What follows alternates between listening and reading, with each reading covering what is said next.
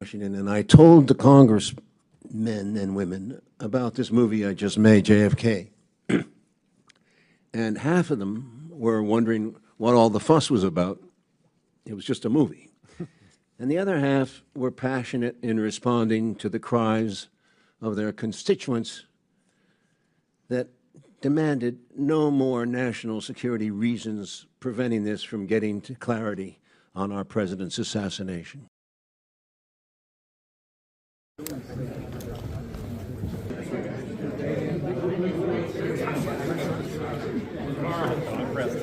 Hi. All right, how about you? Hey, Jim.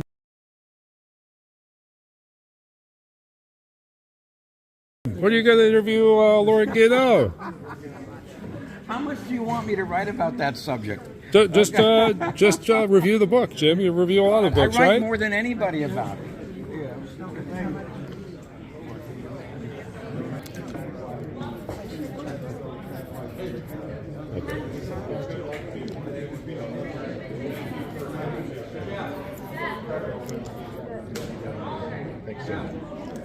Mr. Stone, a gift for you. I think you're wanted for some sort of press engagement over there. You're screaming at me. It's a press gaggle. I think you're expected.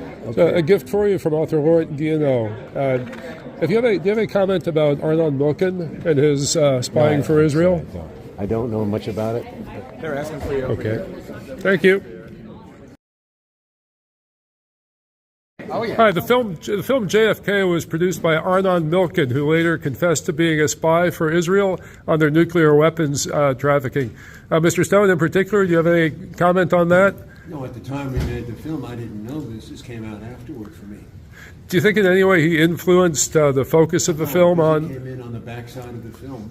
Basically, we were going, Warner Brothers is the main proponent for the film. They were the most supportive. I did what I wanted with all the research I had. Arnold played a financial role, and that was it. It was very successful for him.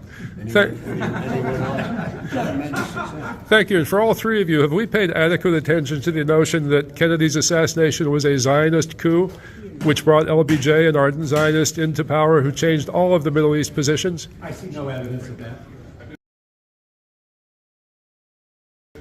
Well, what we don't like, though, is the fact that LBJ did the opposite of what Kennedy wanted to do with nuclear weapons with Israel.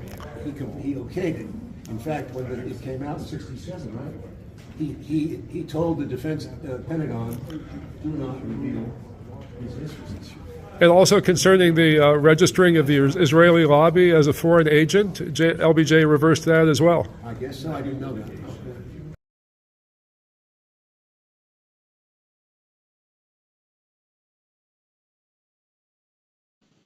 Let's take some more comments, and we're going to hear from my old friend Carl Gallivan. You need to introduce yourself, Carl. Jefferson, thank you. And please yourself moderate my question rather than have Larry simply cut me off, because I know he will. Okay, Carl, keep it short. Let's go. Yes, sir. And I may cut you off. Yes, sir. But ask your question. All right. LBJ green-lighted the Six-Day War. JFK wouldn't have done that. LBJ looked the other way while Israel got the nuclear weapons. JFK, of course, was fighting that. LBJ forgot about Kennedy ordering the Israeli lobby to register as foreign agents. All of these are, crucial events in history. I asked at the end of your press conference a question. LBJ, Israeli publications have written LBJ was raised as a Zionist. Arguably, they even say the first Jewish president by lineage. So You know what that's called, Carl? That's called Hasbara. The question I asked was, in the great scheme of things, was JFK's assassination a Zionist coup that benefited the Greater Israel Project? Your reply was you saw no evidence of that. My question for you is, were you simply saying you saw no evidence of that in the documents versus any historical context for that being a possibility? And secondly, for Jim DiEugenio, he declined to answer the question. He remained silent after I asked the question, whereas Oliver Stone seemed receptive to the question, even pointing out that the nuclear issue with LBJ. Carl, by the way, in the background, Carl, that's it. That's good. Can I answer your question? Yes, sir, please. uh, were the Israelis involved in Kennedy's assassination? I mean, there's way more connections between Oswald and the CIA than Oswald and any Israelis. So, and you know, the Israelis haven't controlled I mean, I just don't see the evidence for it, Carl. I Well, mean, what's would the connection be that, I mean, that I mean, Angleton was essentially a Mossad asset within the CIA? Carl. Oh, Yeah. geez.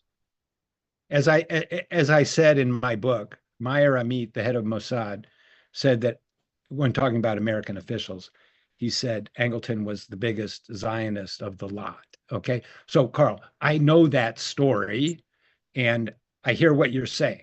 Do I agree with it? I disagree. That's all I can say. We're going to take another question here. Brett Gray. No reply from Jim DiEugenio? You want me to reply? Okay. Look, I take a back seat to nobody on this issue because I've done more work on this than anybody did, and I did it before anybody did. And I described Kennedy's relationship with Nasser on the other side, which almost nobody talked about. But I have to agree with Jeff. In 32 years on this case, I've never seen any direct evidence of their participation in the Kennedy assassination. Now, there's no doubt there were disputes. I mean, Ben-Gurion quit after Kennedy sent him that letter about putting aid to Israel in limbo unless he got to inspect Dimona. But Kennedy had disputes with so many people. I mean, if you added them all up, what did you have? A giant conspiracy of everybody? So like Jeff, I like to try and go with where the evidence leads me.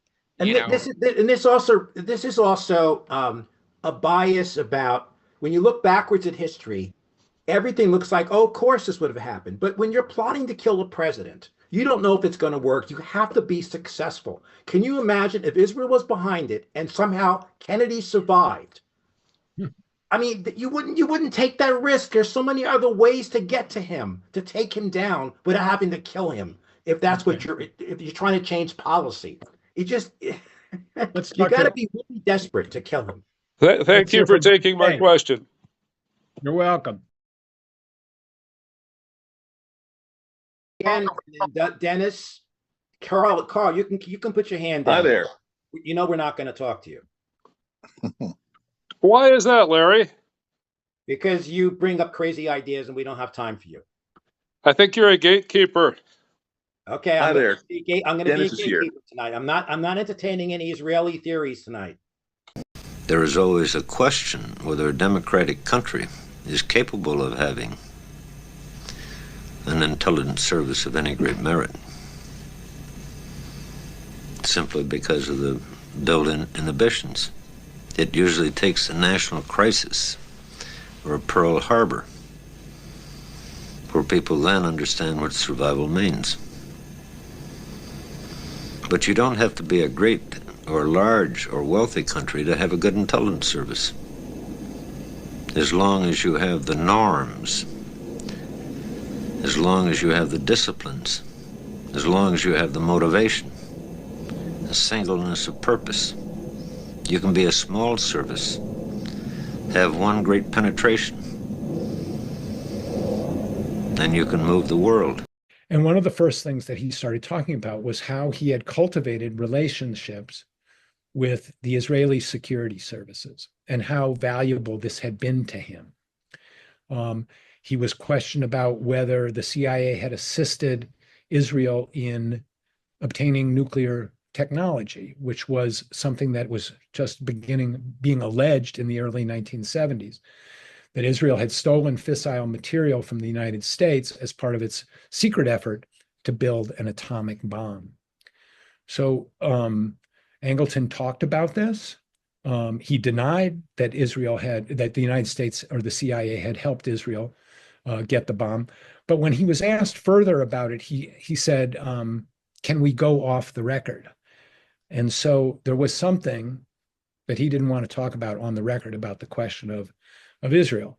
But there were other things that he was quite glad to talk about. And one of the things that he was glad to talk about was how he had tapped into, as an intelligence stream, the emigration of Jews from the Soviet Union to Israel. And what he said was that he had adopted or recruited these people and come and inserted them in various positions in the CIA, in the US government. So he had cultivated the Israeli sources and placed them in the American government. And he said this was a highly successful operation.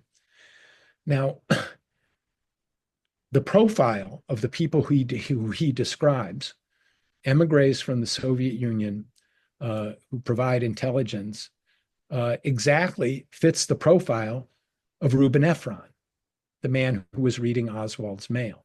And it's possible that Angleton deployed foreign assets in the surveillance of Oswald. That's one of the things that we need to learn. We need to learn more about what was going on there. What the new material does, and this is my bottom line in the new material, and why I state with confidence, CIA counterintelligence was responsible for Kennedy's assassination.